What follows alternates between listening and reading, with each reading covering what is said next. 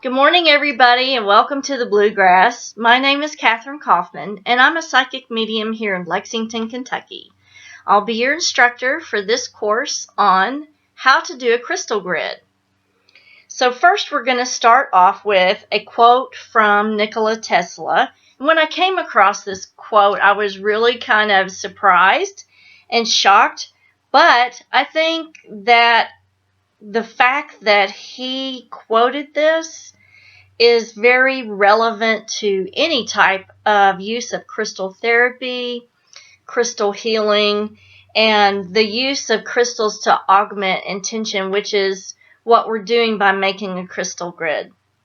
So his quote goes like this: "In a crystal, we have the clear evidence of a formative life principle, and though we cannot understand the life of a crystal, it is nonetheless a living being." So we know already that crystals have an energy torus around them, and they vibrate and resonate energy. A lot of crystals and gemstones actually conduct electricity and hold electricity within their matrix. So why do we use the crystals in a grid form? What this does is it augments the intention of the electromagnetic thought and the intention of what you're using that crystal grid for. Let's say you want to do a crystal grid for healing of a person. You would place that person's picture under the middle of the crystal grid. You have their energy in that picture, and then you also have the energy of your intention when you activate the grid, and you have the energy of the gemstones that are vibrating into the central stone that you're going to use. So when you want to make a crystal grid, you can make it for just about anything that you want to do. Let's say you want to do one for healing, or if you wanted to do one for money, you can do that. If you want to do one for more focus on your business, you can do that. If you want to make one for, let's say, better sleep, if you want to make a crystal grid and set it up for better sleep, that's also attainable. So the first thing that you're going to want to do is to get the base for your crystal grid. Now, you don't have to have any type of preset drawing, although these are nice to start with. When you're first making crystal grids, I would suggest doing a simplified one like this or this. And then after you get used to putting the crystal grids together, you don't have to have this. You can set it out on a table in a geometric pattern of your own making in your mind. And that way you don't have to be constrained to this size. But these are really good for beginners. So what you're looking at is the geometric shape right here. And the central, you're going to have a central stones and then stones on the radius of your crystal grid. So your central stone would be something like this,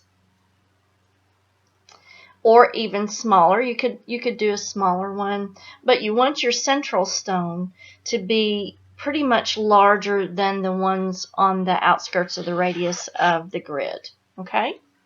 So something like this.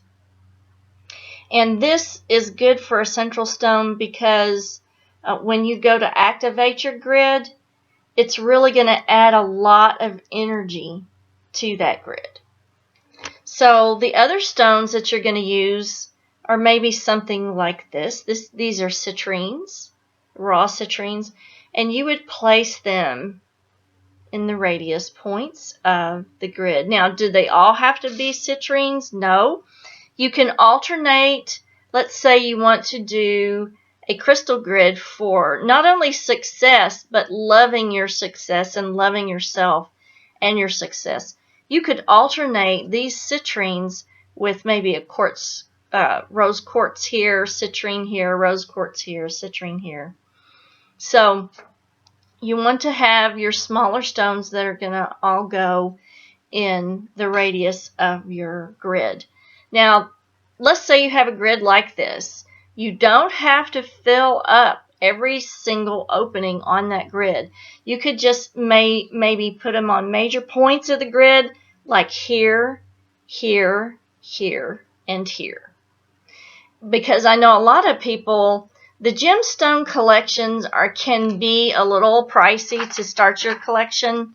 So at first you may have a limited number of gemstones to put on your crystal grid. Now this is one that I really like to use. It's a Fibonacci sequence, which appears in nature. It's a natural sequence that appears in nature. And I like to use a more natural type of geometric shape. So your central stone would go here, and your stones on the radius would start to, you're going to stack them here, going all the way, radiating all the way out to here. Okay. The last thing that you're going to need is an activator wand. And that can be either a quartz crystal wand, or maybe a selenite wand.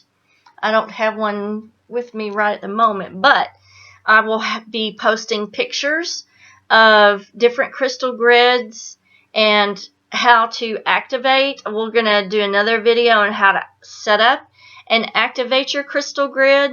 But for now, I just want you to formulate in your mind what the purpose is behind your crystal grid. The one that we're going to set up will be for money. And that way, I mean, who couldn't not use money? So we'll set one up for money because that's something that everybody needs and can use. And that way you'll have in your mind an easy one for money. So I will see you on the next video. Kisses from Kentucky. Everybody have a wonderful day and talk to you soon.